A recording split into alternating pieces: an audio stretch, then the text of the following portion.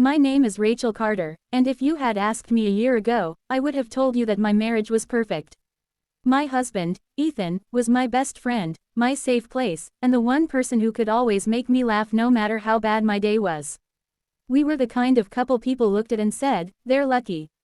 They really have it all. But life has a strange way of showing you that even the smallest things, something as harmless as a joke, can shake everything you thought was unbreakable. It all started one Friday evening.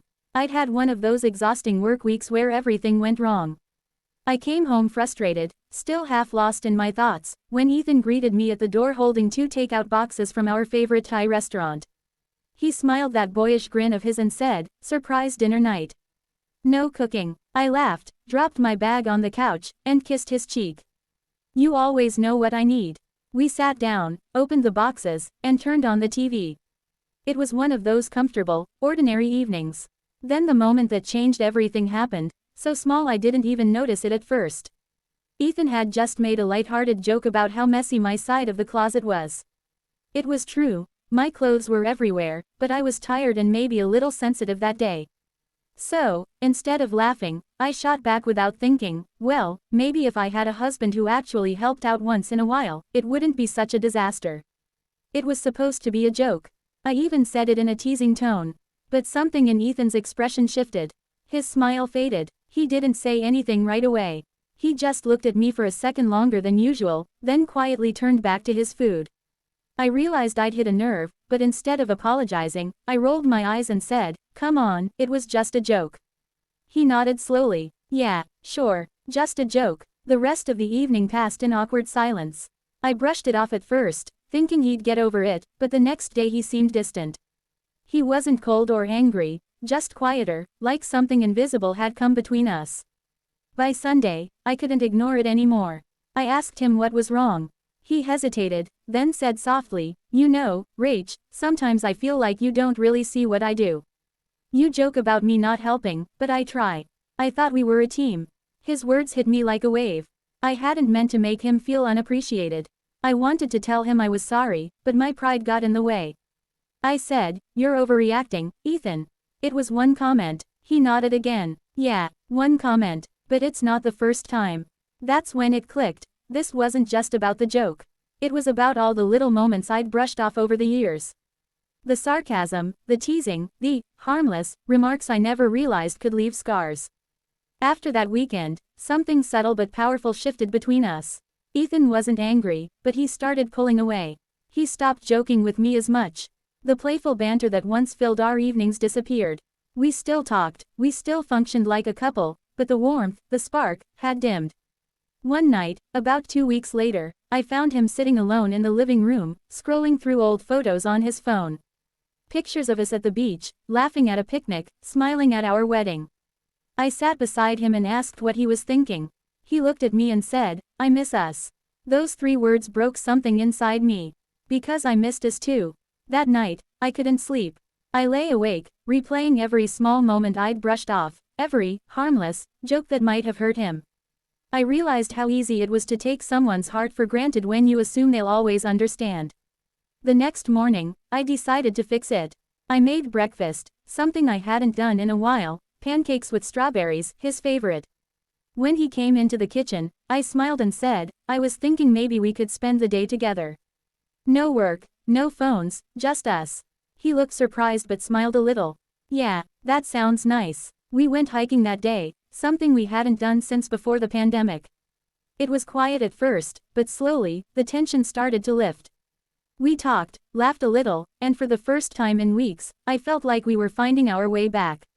That evening, as we watched the sunset, I took a deep breath and said, "Ethan, I need to say something." He looked at me, curious. I continued, "That joke I made a few weeks ago, it wasn't funny. I thought I was just teasing, but I realize now it made you feel unappreciated. I'm sorry for that. You do so much, and I should have told you that more often." He didn't speak for a long moment, then said quietly, "Thank you for saying that." We sat in silence after that, but it was a peaceful kind of silence, the kind that feels like healing. Over the next few months, I started noticing how many times couples use humor as a shield. We tease because it's easier than being vulnerable, easier than saying, "I'm hurt," or "I need you."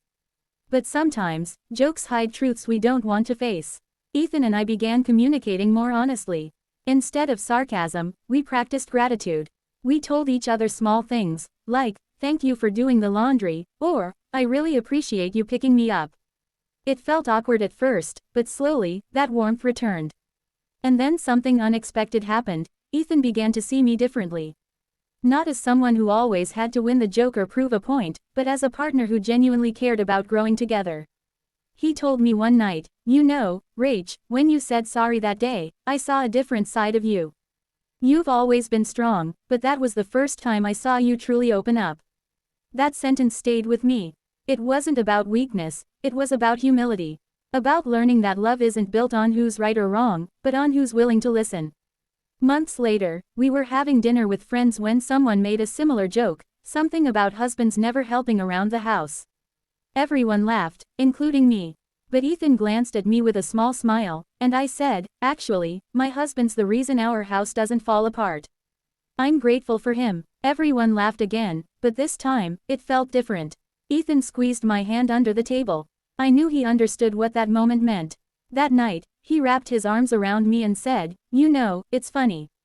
That one little joke, what it did to us, it kind of changed everything. But maybe in the best way." I smiled. "Yeah, I guess it did." And he was right, because that small misunderstanding taught us both something we might never have learned otherwise: words matter. Even the light-hearted ones. Especially the ones we throw around when we think they don't. Today, whenever someone asks me what changed in my marriage, I tell them the truth. It wasn't some grand event or betrayal or tragedy. It was a simple joke that made us stop, look at ourselves, and realize how fragile love can be when you stop treating it gently. Ethan and I are stronger now. We laugh again, but our laughter carries meaning. Our jokes come with warmth, not sarcasm. We tease, but with love, not pride. Sometimes, he'll still bring up that night, just to make me blush. "Remember when you called me the lazy husband?" He'll joke. And I'll laugh, roll my eyes, and say, "Yeah, and remember how it turned you into the world's best husband." We both laugh then, not because it's funny, but because it reminds us of how far we've come. Looking back, I realize how easy it is to think that small words don't matter. But they do. A joke can make someone laugh, or it can make someone doubt if they're enough. So now, before I speak, I ask myself, is it kind? Is it true? Will it bring us closer or push us apart? It's not about being perfect, it's about being aware. That's what marriage really is. Not the big gestures, not the anniversary trips or the fancy dinners, but the quiet moments in between, the conversations, the apologies, the laughter after tears. That's where love lives. And that's where ours was reborn. Because one simple joke really did change everything. It broke something, yes, but it also built something better in its place. Something stronger, softer, more real. Now, when Ethan looks at me, there's something new in his eyes. Respect, admiration, love that isn't blind, but understanding. He sees me not as the woman who jokes too much or hides behind humor, but as his partner, his equal, and his choice, every single day. And I see him the same way.